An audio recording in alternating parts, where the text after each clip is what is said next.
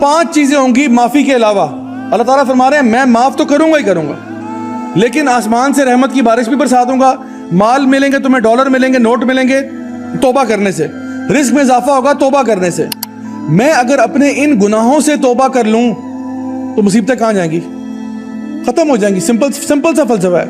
جب انہوں نے دعا کی مچھلی کے پیٹ میں، یعنی سمندر کی گہرائیوں کے اندر، اندھیروں کے اوپر اندھیرے کے اوپر اندھیرا مچھلی کے پیٹ کے اندر ہے. مچھلی نے کیا کیا؟ ان کو جا کے کنارے پہ ڈراپ کر دیا.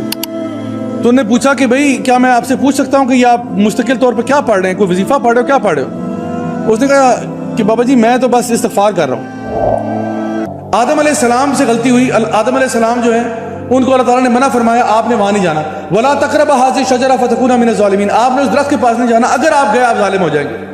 شیطان نے بہکاوے میں ڈال دیا. شیطان نے کہا نہیں کچھ نہیں ہوتا، تمہاری عمر دراز ہو جائے گی، فلاں ہو جائے گا، ڈمکا ہو جائے گا. آدم علیہ السلام چلے گئے.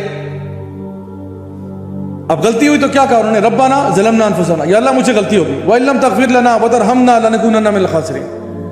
مائی ڈیئر اسٹوڈنٹس، کہنے کا مطلب یہ ہے کہ اگر میری زندگی میں جو مصیبتیں آ رہی ہیں وہ ڈائریکٹلی پروپورشنل ہے میرے گناہوں کے ساتھ.